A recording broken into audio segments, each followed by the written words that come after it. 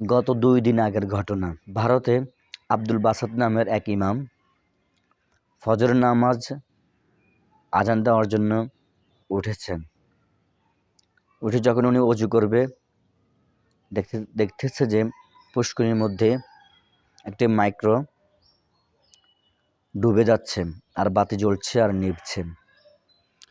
তখন ওনার বুঝতে বাকি রইল না, যেখানে যাত্রী আছে, জীবন মরণের প্রশ্ন। যদি লেট হয় তাহলে যাত্রীগুলো সবাই মারা যাবে।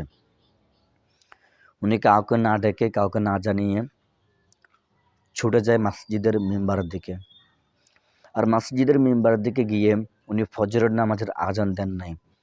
ফজরের নামাজের আজান দেওয়ার পরিবর্তে উনি মাইকে এলান করতে লাগলেন, প্রিয় গ্রামবাসী, প্রিয় ভাই বোনেরা, আপনাদের রাস্তার পাশে পুষ্করিণীতে যে আছে, ওই পুষ্করিণীর মধ্যে মাইক্রো সহ অনেকগুলো মানুষ অলরেডি ডুবে গেছে। যদি বেশি লেট হয় তাহলে মানুষগুলো মারা যাবে। আপনারা অনুগ্রহ করে, দয়া করে সবাই ছুটে আসুন। মানুষদেরকে বাঁচাতে হবে। মানুষগুলো মারা যাচ্ছে, তাদেরকে বাঁচাতে হবে। অনুগ্রহ করে যার যেটা আছে তা নিয়ে সবাই চলে আসুন। তখন মাইকের আওয়াজ শুনে সবাই বাড়ি থেকে বের হয়ে গেল। এরপর দেখতেছি এই অবস্থা, কেউ রড, কেউ দা নিয়ে এই কোন শীতের মধ্যে ঝাঁপিয়ে পড়ে গেল।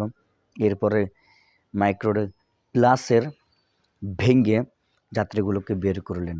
আর প্রত্যেকটা যাত্রী হলেন হিন্দু পরিবারের সদস্য। তারা, এই ঘটনা হচ্ছে ভারতের ত্রিপুরায়। মাইকের অ্যালার্ম যদি না করতে ইমাম সাহেব, এই ৭ জন হিন্দু পরিবারের হিন্দু যাত্রীগুলো মারা যেত। তো ইমামের এই প্রশংসা সবাই করতেছেন। তা ওই এলাকার, ত্রিপুরার এলাকার সবাই তাকে বাহবা দিচ্ছেন এবং তারা অনেক খুশি হয়ে গেছে। সবাই ইমামের প্রশংসা করতেছে, মাওলানা আব্দুল বাসেত ওনার নাম। কিন্তু অথচ ভারতের কিছু কিছু জায়গা আছে, হিন্দু মুসলমান সবাই একসাথে থাকতেছে, খাচ্ছে, চলাফেরা করছে, কিন্তু রাজনৈতিকের কারণে আজকে ধর্মে ধর্মে মারামারি। বাংলাদেশের মধ্যেও এই ভোটের সময় আসলে কেউ হিন্দু সাজে, আবার কিছু হিন্দু আবার মুসলিমও সাজে। হিন্দুদের মধ্যে আবার সামান্য, ঠিক আছে, তবে আমাদের দেশে যেহেতু সংখ্যাগরিষ্ঠ মুসলমান রাষ্ট্র, সেখানে অনেক নেতা,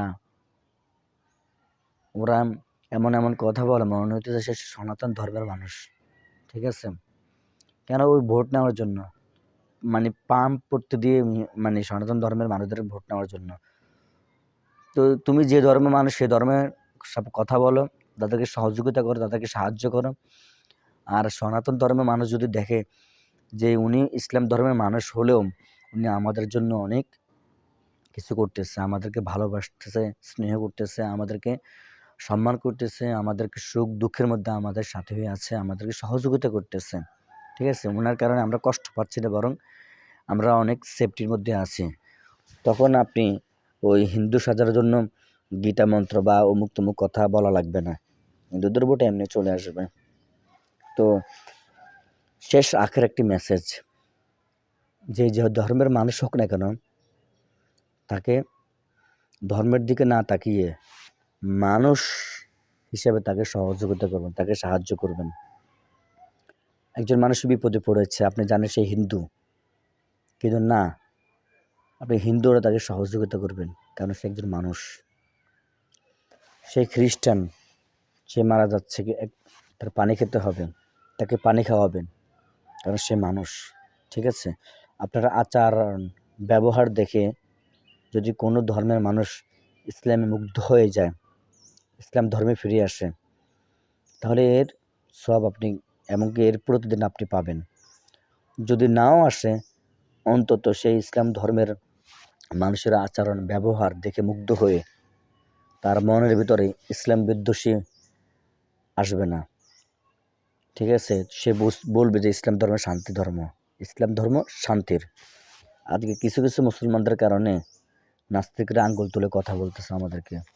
কিছু কিছু মুসলমানদের কারণে কাফেরেরা আঙ্গুল তুলে কথা বলতেছে। কাউকে আঙ্গুল তুলে কথা বলার আর সুযোগ দেওয়া যাবে না।